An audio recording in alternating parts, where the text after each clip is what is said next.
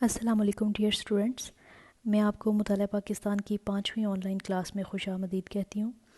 ہماری پچھلی کلاس میں ہم نے نظریہ پاکستان کے اجزائے ترکیبی جو ہیں ان کا تفصیلاً جائزہ لیا، اور ہمارا آج کا جو ٹاپک ہے وہ ہے پاکستان مسلمانان بر صغیر کی جدوجہد کا نتیجہ۔ ہمارا آج کا جو ٹاپک ہے یہ 2 حصوں پر مشتمل ہے۔ پہلے حصے میں ہم ان حالات کا جائزہ لیں گے جس میں مسلمانوں نے اپنے لیے ایک الگ وطن کا مطالبہ کیا، اور اس کے دوسرے حصے میں ہم ان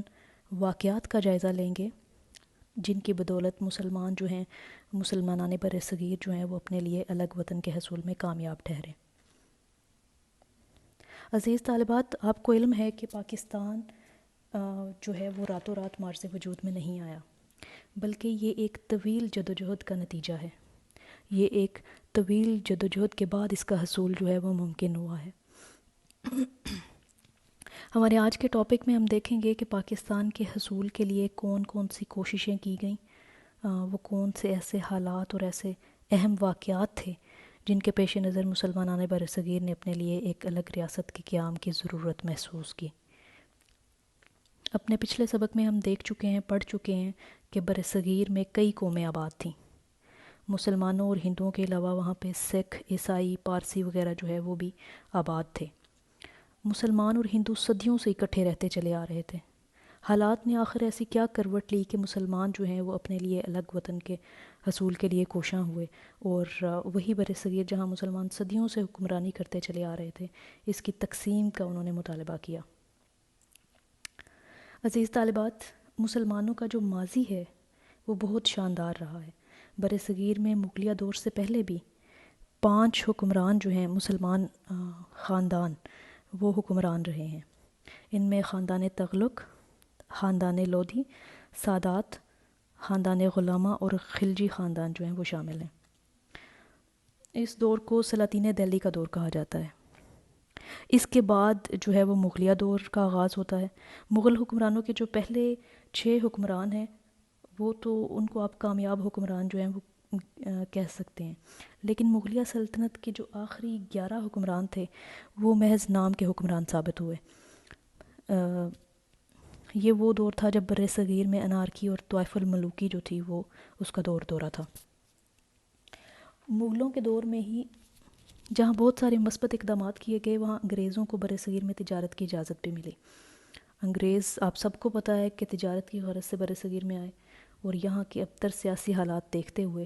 رفتہ رفتہ اپنے قدم جمانے لگے۔ مغلوں کے زوال میں جہاں ایک طرف انگریزوں کی چالاکیوں اور سازشوں کا ہاتھ تھا، تو دوسری طرف ان حکمرانوں کی نااہلی، ان کے اقتدار کی ہوس، محلاتی سازشیں اور بر صغیر کے جو لوگ تھے ان کے باہمی اختلافات کا بھی بڑا عمل دخل تھا۔ حکومت کی انہی کمزوریوں کا انگریزوں نے بھرپور فائدہ اٹھایا اور یکے بعد دیگرے کئی ریاستیں جو ہیں ان میں اپنا تسلط جما لیا۔ ان حالات کو دیکھتے ہوئے کچھ حریت پسند مسلمان رہنما جو ہیں انہوں نے اپنے تئیں کوشش کی کہ بر صغیر کو انگریزوں کے تسلط سے نجات دلائی جائے۔ ان میں ٹیپو سلطان اور نواب سراج الدولہ وغیرہ کے نام قابل ذکر ہیں۔ انہوں نے مسلمان سلاطین جو ہیں ان میں اتحاد پیدا کرنے کی بھی کوشش کی، اور انگریزوں کے خلاف جو ہیں وہ جنگیں بھی لڑی، لیکن بدقسمتی سے آپس کی ناچاکیوں اور اتحاد کی کمی اور کچھ غداروں کی غداری کی وجہ سے انہیں ناکامی کا سامنا جو ہے وہ کرنا پڑا۔ بالآخر 1857 میں انگریزوں کے تسلط سے نجات حاصل کرنے کی ایک آخری کوشش جو ہے وہ کی گئی۔ اس جنگ آزادی میں مسلمانوں کے ساتھ ساتھ آپ کو پتہ ہے کہ ہندو اور سکھ جو ہیں انہوں نے بھی حصہ لیا، لیکن یہ جنگ آزادی بھی ناکام رہی۔ اس کی ناکامی کی کئی وجوہات تھیں۔ جنگ میں پراپر پلاننگ نہیں تھی، ٹریننگ نہیں تھی، اور مختلف قوموں کا آپس میں اتحاد نہیں تھا۔ جنگی ساز و سامان جو ہے وہ ناکافی تھا۔ تو کئی وجوہات تھیں، کئی سارے فیکٹرز تھے، لیکن مختصر یہ کہ اِل پلاننگ کی وجہ سے یہ جنگ آزادی جو ہے وہ ناکام ہوئی۔ 1857 کی جنگ آزادی میں ناکامی کے بعد بر صغیر جو ہے وہ براہ راست تاج برطانیہ کے زیر سایہ چلا گیا۔ انگریز چونکہ یہ جنگ جیت گئے تھے، لہٰذا بر صغیر میں براہ راست برطانوی راج جو ہے وہ قائم ہو گیا۔ 1857 کی جنگ آزادی میں اگرچہ مسلمانوں کے ساتھ ساتھ ہندوؤں اور سکھوں نے بھی بھرپور حصہ لیا، مگر جنگ کے خاتمے کے بعد ہندو جو ہیں انہوں نے انگریزوں کے ساتھ صلح کر لی، اور جنگ کا جو انتقام ہے وہ صرف مسلمانوں سے ہی لیا گیا۔ مسلمانوں پر یہ بہت ہی مشکل وقت تھا، بڑا کڑا وقت تھا کہ بر صغیر کے مسلمان جو تھے وہ حاکم سے محکوم بن گئے، مسلمانوں کا جینا دوبر کر دیا گیا، اور یہ وہ وقت تھا جب مسلمانوں کی جان، مال اور عزت کچھ بھی محفوظ نہیں رہا۔ تو مشکل کی اس گھڑی میں مسلمان جو تھے انہیں ایک عظیم مصلح کی ضرورت تھی جو ان کی اصلاح کا بیڑا اٹھائے، اور اس مشکل گھڑی میں سر سید احمد خان جیسے عظیم لیڈر جو ہیں وہ ہمارے سامنے آتے ہیں، جنہوں نے مسلمانوں کی نشاط ثانیہ کا بیڑا اٹھایا، اور انہوں نے مسلمانوں کو سب سے پہلے سیاست سے دور رہنے کا مشورہ دیا، اور اپنی تحریک علی گڑھ کے ذریعے انہوں نے مسلمانوں کو نئے سرے سے بیدار کیا۔ تحریک علی گڑھ جو ہے اس کو مسلمانوں کی سیاسی تاریخ میں اور سیاسی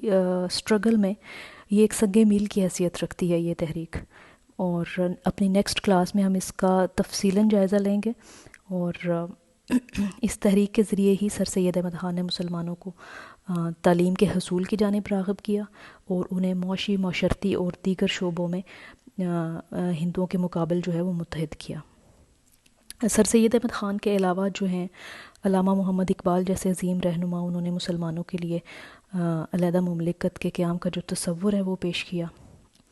پھر 20ویں صدی کے آغاز میں برصغیر میں کچھ ایسے اہم واقعات رونما ہوئے جس سے متاثر ہو کر مسلمان جو ہیں انہوں نے اپنے لیے ایک الگ سیاسی جماعت کی کی ضرورت جو ہے وہ شدت سے محسوس کی۔ ان واقعات میں شملہ وفد کی کامیابی اور تقسیم بنگال وغیرہ جیسے واقعات جو ہیں وہ خاص طور پر قابل ذکر ہیں۔ تقسیم بنگال سے برصغیر کی جو مسلم آبادی تھی اس کو معاشی طور پر کچھ فائدہ حاصل ہوا جو کہ بالکل ہندوؤں کو گوارا نہیں ہوا، اور انہوں نے اس کے خلاف زبردست تحریک چلائی، جس کے نتیجے میں تقسیم بنگال کا جو فیصلہ ہے اس کی تنسیح اس کو منسوخ کرنا پڑا۔ تو شملہ وفد کی کامیابی سے مسلمان جو ہیں ان کے حوصلے بندھے، ان کی حوصلہ افزائی ہوئی، اور انہوں نے اپنے لیے ایک الگ سیاسی جماعت جو ہے اس کی بنیاد رکھنے کا فیصلہ کیا، کیونکہ آل انڈیا کانگریس موجود تو تھی، وہ 1885 سے موجود تھی، لیکن اور اس کا دعویٰ بھی تھا کہ وہ برصغیر کے تمام لوگوں کی نمائندہ جماعت ہے، لیکن وقت اور حالات نے مسلمانوں پر یہ چیز جو ہے وہ واضح کر دی کہ یہ محض ہندوؤں کی ایک نمائندہ جماعت ہے اور صرف ہندوؤں کے مفادات کے تحفظ کے لیے ہی کوشاں ہے۔ تو 20ویں صدی میں کے آغاز میں مسلمان جو ہیں انہوں نے آل انڈیا مسلم لیگ کے نام سے سیاسی جماعت کی بنیاد رکھی، اور اس جماعت کے قیام کا مقصد جو ہے وہ بیسکلی مسلمانوں کے لیے دوہری غلامی سے نجات حاصل کرنا تھا۔ مسلمان ایک طرف تو جو ہے وہ انگریزوں کے تسلط سے نجات چاہتے تھے، تو دوسری طرف وہ ہندوؤں کی جو متوقع غلامی تھی اس سے بھی چھٹکارا حاصل کرنا چاہتے تھے، کیونکہ ہندو جو تھے وہ برصغیر میں انگریزوں کو نکال کر، انگریزوں کے جانے کے بعد جو ہے وہ جمہوریت کے نام پر اپنی حکومت قائم کرنے کا خواب دیکھ رہے تھے، اور جمہوریت میں چونکہ ڈیموکریسی میں آپ کو پتہ ہے کہ میجورٹی از اتھارٹی، کہ جمہوریت میں جو اکثریت کی ہی حکومت ہوتی ہے، اور برصغیر میں ہندو جو تھے وہ اکثریت میں تھے اور مسلمان جو تھے وہ تعداد میں کم تھے، وہ ہندوؤں سے تعداد میں کم تھے، تو اس لیے انگریز اگر چلے بھی جاتے، انگریزوں کے جانے کے بعد بھی مسلمانوں کے لیے جو ہے وہ ایک مستقل ہندوؤں کی مستقل غلامی کا خطرہ موجود تھا، اس کا خدشہ جو ہے وہ موجود تھا۔ تو آل انڈیا مسلم لیگ جو ہے اس نے قائد اعظم جیسے عظیم رہنما کی ایک قیادت میں مسلمان عوام کی رہنمائی کی، انہیں متحد کیا، اور پاکستان کے نام سے ایک عظیم الشان آزاد اور خود مختار ریاست جو ہے وہ قائم کرنے میں کامیاب ہو گئی۔ اس ساری سٹرگل میں، اس ساری جدوجہد میں عوام اور ان کے رہنماؤں کے ساتھ نے بہت ساری قربانیاں دیں۔ ان کے علاوہ خواتین اور طلباء و طالبات اور علماء اور مشائخ جو ہیں ان کی رہنمائی کو بھی ہرگز نظر انداز نہیں کیا جا سکتا۔ ان تمام لوگوں کی کوششوں سے، ان کی خدمات سے پاکستان جو ہے وہ ایک آزاد اور خود مختار مملکت کی صورت میں معرض وجود میں آیا، اور پاکستانی قوم جو ہے وہ آزاد فضا